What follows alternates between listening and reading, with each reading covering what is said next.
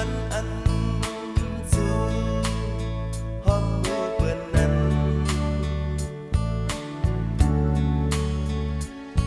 หลายปีมาก็บอกคืนเที่ยวถึงเลือนวันไหน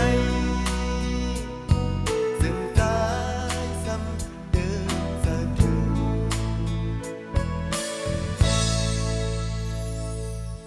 มาสมมาเสอ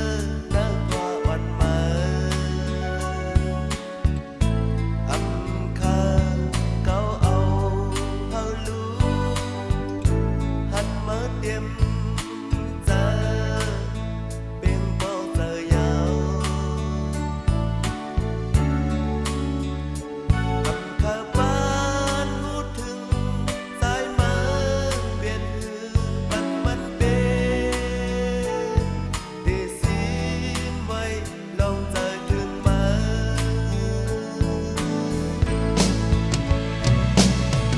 คืนและลาวเลี้ยงปองบ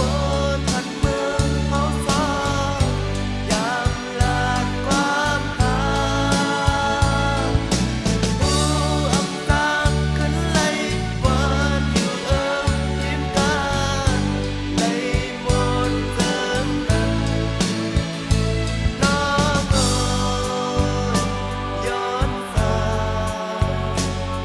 ซึมสายมาสั่นเดือมมาอำไหลย้อนส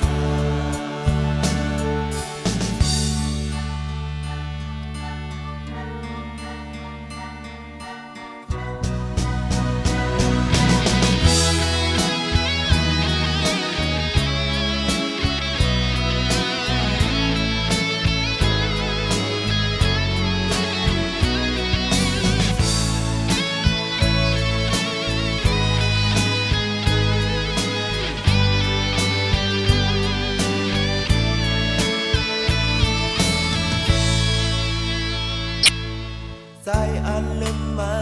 ลืมซ้ำอำไหลอยู่เลยเฮาสู่ยามหาเส้นวันอัน